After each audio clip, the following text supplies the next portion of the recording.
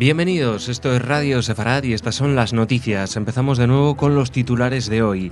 Biden en Israel y Netanyahu cancela su viaje a Washington. Revuelo político en Israel por la condena de dos partidos árabes a la declaración de Hezbollah como terrorista por países árabes. La policía británica advierte que Daesh aspira a cometer espectaculares atentados en países occidentales y detenido un yihadista francés que transportaba armas a Marruecos. Son las noticias de hoy. En el comentario, Jorge. Hola, Jorge. ¿Qué tal, Jordi? Luego viene al estudio Raquel con noticias culturales, pero empezamos hablando del vicepresidente de Estados Unidos, Joe Biden, que llegó a Israel para una visita envuelta en la polémica por la imprevista cancelación de un viaje que el primer ministro Benjamin Netanyahu iba a hacer a Washington la semana próxima. La gira de Biden por la región también le llevará a la Autoridad Nacional Palestina y a Jordania. En su agenda, las estancadas negociaciones con Israel sobre la asistencia militar que este país recibirá de Washington en los próximos 10 años, motivo de discordia entre ambas administraciones en los últimos meses.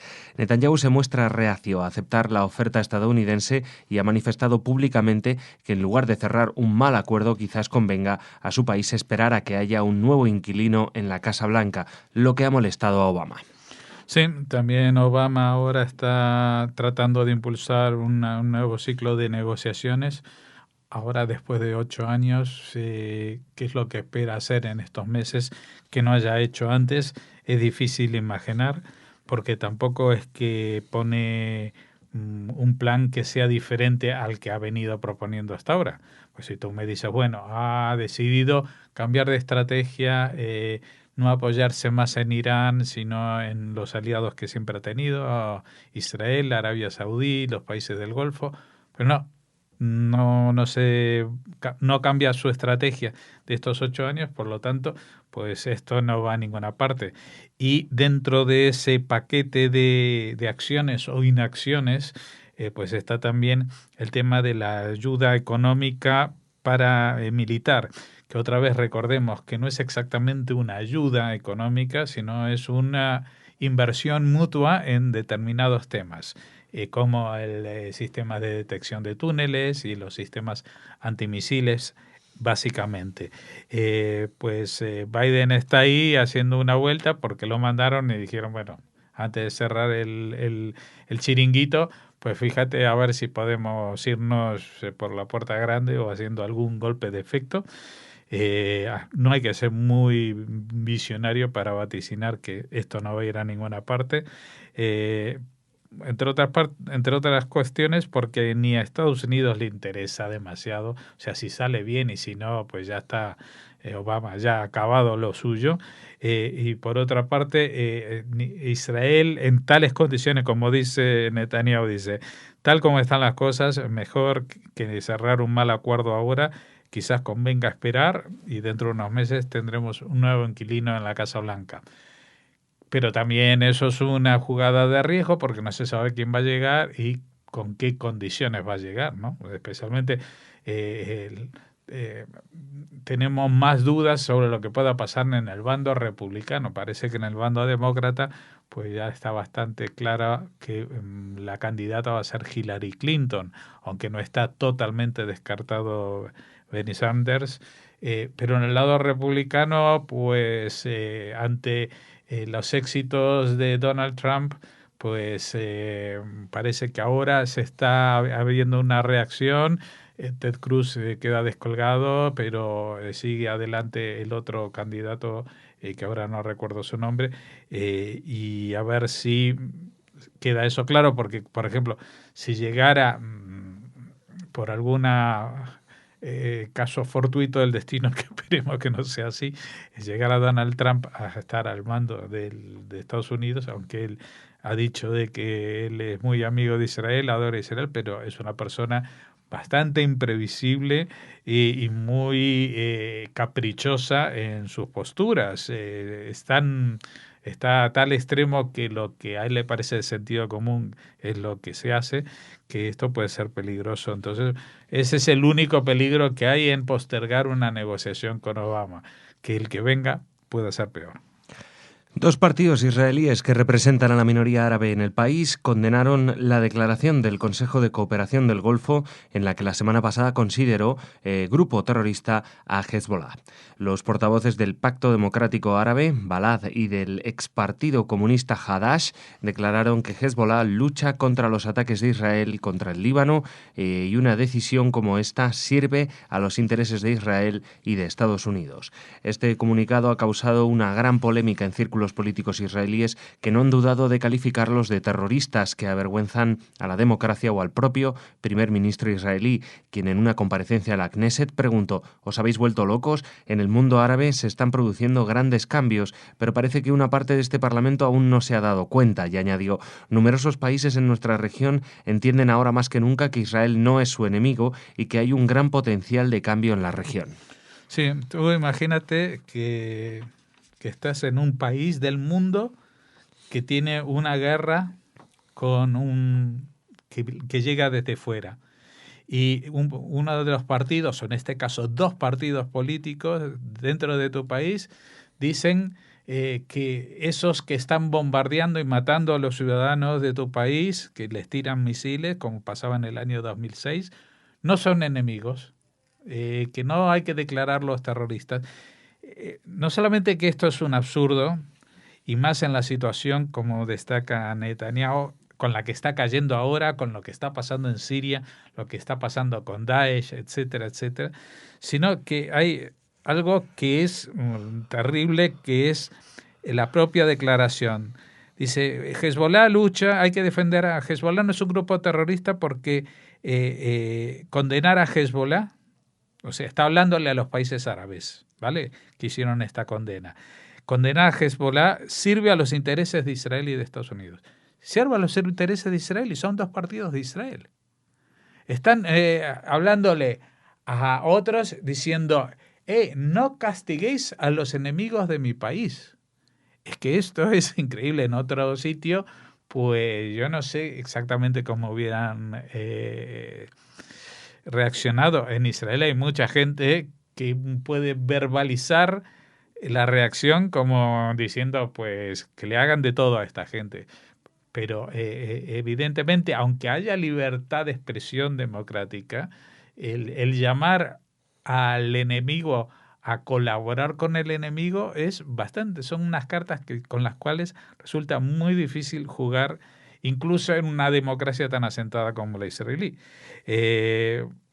Por cierto, esto cuando dimos la noticia el otro día de estos países que eran Arabia Saudí, Qatar, Kuwait, todas estas emiratos suníes del Golfo Pérsico, pues dijimos a ver si Europa se atreve a declarar a Hezbollah grupo terrorista ahora.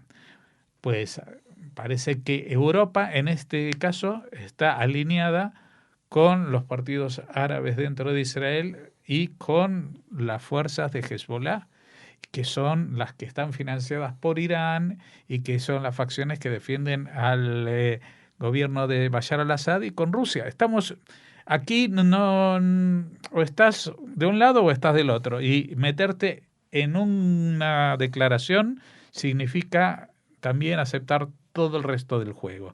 Y el resto del juego es que Europa está haciendo la política exterior que Rusia le está marcando, ni más ni menos. El jefe de la unidad antiterrorista de la policía británica advirtió de que el grupo terrorista Daesh aspira a cometer enormes y espectaculares atentados en países occidentales. En los últimos 3 años, el número de arrestos en las islas británicas por sospechas de terrorismo ha aumentado un 57% comparado con los 3 años anteriores. Cerca de la mitad de esas actuaciones llevaron a la policía a presentar cargos contra los detenidos, el 77% de los cuales eran de nacionalidad británica. El funcionario policial recalcó que el número de mujeres y adolescentes involucradas en esas operaciones policiales es cada vez mayor. Sí, fíjate que con los números que da el jefe de la unidad antiterrorista de la policía británica y de lo que habla, es calcado de los datos y de lo que hablan las unidades antiterroristas de España. O sea, ya hemos dado estos datos con porcentajes muy parecidos en el aumento de las detenciones por sospecha de terrorismo. También que más del 77% de los detenidos con cargos acusados de terrorismo tienen la nacionalidad, en su caso británica, y aquí en la nacionalidad española. Creo que aquí se redondeaba el 80% o el 70%, pero bueno, las cifras bailan en todo el continente europeo, están más o menos en la misma. O sea que no es un fenómeno que se dé en Inglaterra, pero que no se dé en España, que pase en Francia y que no va a pasar en España. Lo que está pasando va a pasar en cualquier lugar de Europa. Toda Europa está bajo las mismas medidas y condiciones.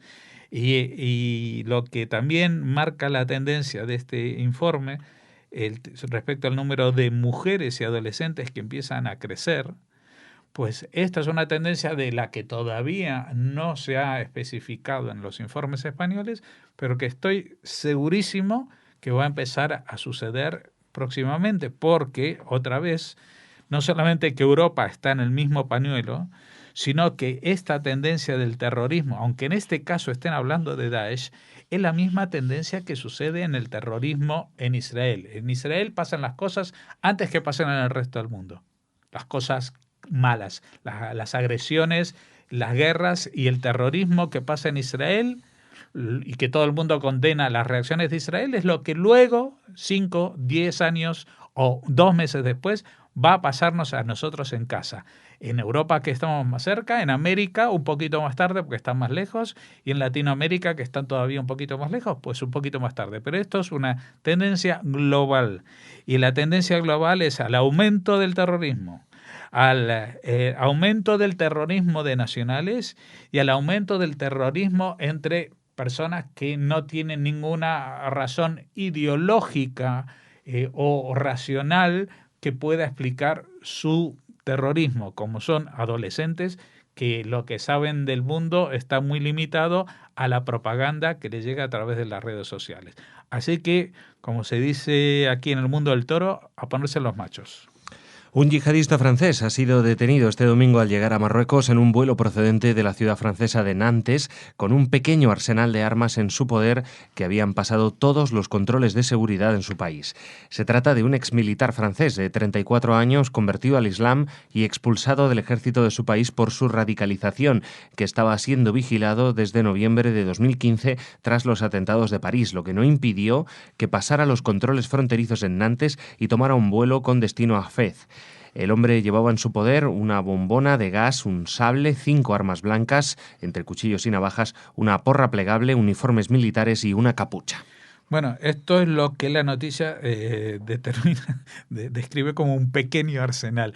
Digamos, ¿qué quieren? ¿Que se lleve un tanque en la maleta? O sea, no le entra, pero vamos a ver, llevarse una bombona de gas, un sable, 5 armas blancas, una porra plegable, uniforme militar y una capucha, ¿qué es lo que... ¿Cuándo van a decir que, por supuesto que la noticia, yo he corregido una cosa de la mala praxis periodística mía, porque decía un presunto yihadista francés, un presunto, o sea, alguien que llega con todo eso sigue siendo presunto. Bueno, yo no estoy dando el nombre, por lo tanto a mí lo de la presunción de inocencia en este caso no tiene ningún valor, como no la tendría para el medio que lo ha publicado, que tampoco ha dicho el nombre. Entonces, si se sabe que es alguien que ha venido con armas y ha venido y está seguido por la policía, buscado, etcétera, etcétera, ¿por qué seguir presumiendo su inocencia cuando obviamente está tramando un atentado terrorista? No sabemos si en suelo francés o en suelo marroquí. Esa es la única presunción que podemos hacer. ¿Dónde va a ser el atentado? Pero lo peor de todo, Jordi, es que desde noviembre, que fue, como quien dice, anteayer, los atentados de París, estos que mataron en la calle, y hemos visto los despliegues policiales, las medidas, los discursos presidenciales, las muestras de fortaleza frente al terrorismo y que esto que el otro, y van y pasan por el aeropuerto de Nantes con todo esto. ¿Que estamos de cachondeo? ¿Qué es esto? ¿Qué es esto? A ver, Francia, como diría este blogger famoso Álvaro Ojeda, a ver, Francia, ¿pero qué es esto? ¿Qué es esto? ¿Controles fronterizos para qué? ¿Para que la gente no pase la botellita de agua, que ya nunca nadie ha hecho nada con eso? Pues, a ver, el que pasa una bombona de gas, un sable, 5 armas blancas, una porra plegable, uniforme militar y una capucha, pues tendrían que estar los franceses al loro. Por suerte, en el tercer mundo, en Marruecos, están con las antenas puestas y lo detuvieron apenas llegó. Y ni siquiera es que llegaba a Casablanca o a alguna a Rabat, a la capital o lo que sea. No. Estaba llegando a Fez, que es una ciudad, pero una ciudad de provincias. Así que si los aduaneros de Fez se dieron cuenta, a ver si Hollande se da cuenta qué país tiene, qué ejército tiene, qué ministros tiene, y que se ocupe un poquito de eso, más de sus cosas y no de elevar cuestiones en Naciones Unidas para la seguridad de Europa y no sé qué historia, o trazar planes para los refugiados que luego se retractan, van atrás y venden a su madre por 2 céntimos. Porque ayer, Jordi, déjame antes que nos despidamos, que te recuerda, ayer decíamos que en Turquía iba a recibir 3.300 millones de euros por acoger a los refugiados. Pues tenemos noticias, va a recibir 6.000 millones de euros. Va a recibir 6.000 millones de euros, va a recibir una vuelta a consideración de su ingreso en la Unión Europea cuando sus exámenes en derechos ciudadanos y de derechos humanos está con la peor calificación de toda su historia. Y es más, puede ser que de forma inmediata los ciudadanos turcos puedan pasearse por el espacio Schengen como si pertenecieran ya a él, con lo cual, Jordi, yo que soy tan mal pensado, digo, van a venir los turcos, van a pasar por la frontera sin ningún examen y también van a pasar estos que tienen una agencia en Estambul, una representación diplomática que se llama Daesh. La gente, los turcos de Daesh, ¿van a poder pasearse por Europa libremente? Esto también vale la pena, o sea, vale la pena, ¿por qué? Porque todas las medidas que hay que tomar contra el terrorismo, todas las medidas que hay que tomar para frenar la crisis inmigratoria, etcétera, etcétera, son medidas que hacen perder votos. Pero en vez de perder votos, vamos a perder vidas. Gracias, Jorge. Mañana te vemos de nuevo. Raquel viene ahora con noticias culturales.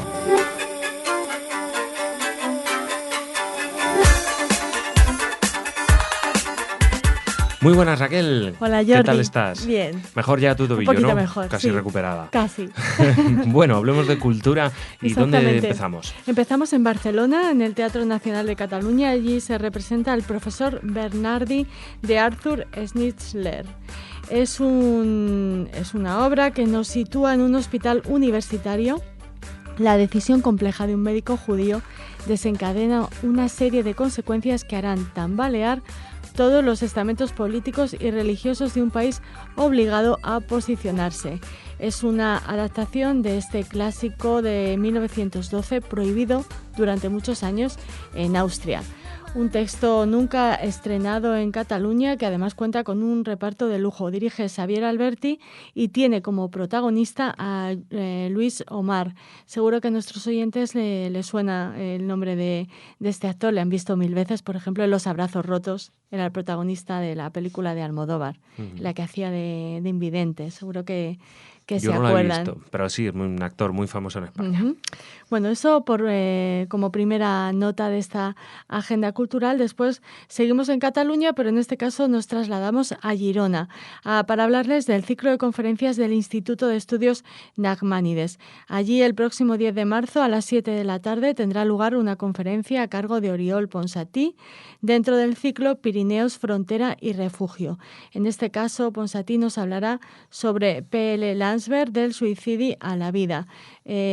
Paul Louis Landsberg fue un filósofo existencialista, discípulo de Heidegger, judío y antinazi. Acabó sus días en el campo de Oranienburg. Y sobre esta figura nos hablan, como les decimos, dentro de este ciclo de conferencias del Instituto de Estudios Nachmanides. Les recordamos la data, la cita, es el próximo 10 de marzo a las 7 de la tarde. Y el mismo día, Jordi, pero en Madrid, estamos invitados a asistir a un seminario, Spinoza y el Estado de los antiguos hebreos. El catedrático de Filosofía de la Universidad de las Islas Baleares, Miguel Beltrán, dirige una nueva sesión de una serie de seminarios dedicados al filósofo de origen sefardí Baruch Spinoza. En este caso, ya les hemos hablado del título, el seminario se llama Spinoza y el Estado de los antiguos hebreos. Se profundiza en el estudio de la obra de este autor y las principales ideas derivadas de la ética y la política de Spinoza, que ejercieron una profunda influencia en autores tan destacados como Moses Hess, padre de la socialdemocracia alemana y, protosionista, cuyo primer libro de juventud se tituló Historia Sagrada de la Humanidad por un joven espinozista. Estos seminarios se organizan bajo la dirección de este catedrático de Filosofía de la Universidad de las Islas Baleares, Miguel Beltrán, quien ha desarrollado su labor investigadora en torno al contexto histórico de la metafísica de Spinoza, así como de la Cábala en el Renacimiento y en el siglo XVII. Constituyen, desde luego, una invitación a la lectura y a la reflexión práctica.